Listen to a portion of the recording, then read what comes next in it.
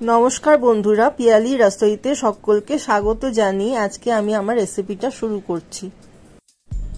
आमार आजकेर recipe paper निरामिष घंट। Paper घंट रेसिपिटा बानाबार जन्य काँचा पेपे नियेछि। प्रथमे पेपर खोसा भालो करे छाड़िये नेब।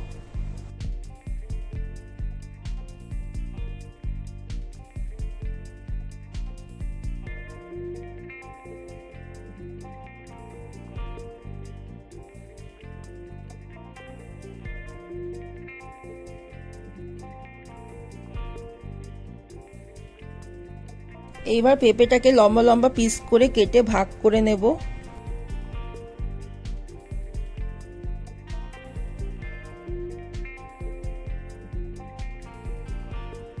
तारपर एकटा ग्रेटारेर साहाज्ये पेपेटाके कुड़िये नेब।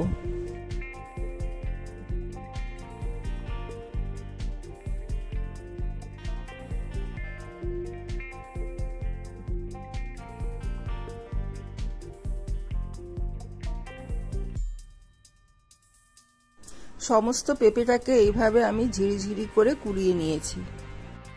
কড়াইতে তেল গরম করে নেব। যে কোনো তেল কিংবা ঘি দিয়েও আমরা রান্নাটা করতে পারি। তেল গরম হয়ে গেলে গোটা গরম মশলা, এলাচ, দারচিনি, একটা শুকনো লঙ্কা আর 1 চামচ জিরা ফোড়নে দিয়ে দেব। ফোড়নটা একটু ভাজা হয়ে গেলে একটা তেজপাতা আর ছোট বাটির 1 বাটি মতো নারকেল ছোট ছোট করে কুচিয়ে দিয়ে দেব। নারকেলটাকে একটু লালচে করে ভেজে নেব। নারকেলটা লালচে রঙের ভাজা হয়ে গেলে দুটো আলু ছোট ছোট ডুমো করে কেটে দিয়ে দেব।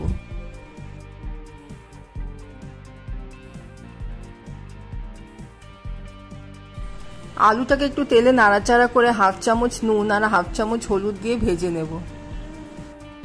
আলুটাকে লালচে রং আসা পর্যন্ত ভেজে নেব। আলুটা একটু লালচে করে ভাজা হয়ে গেলে মাঝখানে একটু জায়গা করে বড় চামচে 1 চামচ আদা বাটা আর 4-5টা কাঁচা লঙ্কা চিড়ে দিয়ে দেব। আদা আর কাঁচা লঙ্কাটাকে আলুর সাথে ভালো মতন করে কষিয়ে ভেজে নেব যতক্ষণ না আদার কাঁচা গন্ধটা চলে যাচ্ছে। আদাটা কষানো হয়ে গেলে সামান্য একটু জল দিয়ে 1 চামচ ধনের গুঁড়ো 1 চামচ জিরের গুঁড়ো দিয়ে ভালো মতন করে কষিয়ে নেব। কষানোর পর মশলার চারপাশ থেকে যখন তেল বেরিয়ে আসবে তখন কুড়িয়ে রাখা পেঁপেটা দিয়ে দেব। আলু আর মশলার সাথে পেঁপেটাকে ভালো করে মিশিয়ে নেব। মশলার সাথে মিশিয়ে পেঁপেটাকে কষিয়ে নেব। প্রথম দিকে পেঁপের থেকে অনেকটা জল বেরিয়ে আসবে।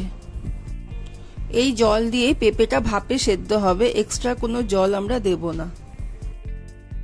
গ্যাসের ফ্লেমটাকে লো টু মিডিয়ামে রেখে আমাদের রান্নাটা করতে হবে। পেঁপেটা যেন কড়াইয়ের তলা দিয়ে লেগে না যায় তাই মাঝে মধ্যেই আমাদের নেড়ে চেড়ে তরকারিটাকে ভেজে নিতে হবে। এইভাবে কষাতে কষাতে যখন পেঁপের জলটা পুরো শুকিয়ে যাবে তখন ছোট চামচে 2 চামচ চিনি দিয়ে দেব। চিনির পরিমাণটা আপনারা নিজেদের হিসেব মতন কম বেশি দিতে পারেন। চিনির সাথে মিশিয়ে পেঁপেটাকে আরো কিছুক্ষণ কষিয়ে ভেজে নেব।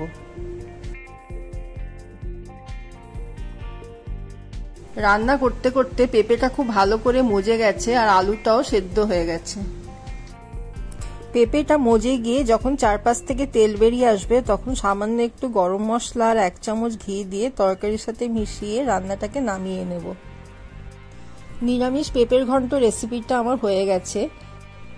এই তরকারিটা আমরা রুটি ভাত সবকিছুর সাথেই পরিবেশন করতে পারি। নিরামিষ দিনে একবার এই রান্নাটা করে খেয়ে দেখুন, আশা করি ভালো লাগবে। আমার রেসিপি আপনাদের কেমন লাগে কমেন্ট করে জানাবেন। যদি ভালো লেগে থাকে তবে আমার ভিডিওটাকে লাইক এন্ড শেয়ার করবেন আর আমার চ্যানেলটাকে সাবস্ক্রাইব করবেন।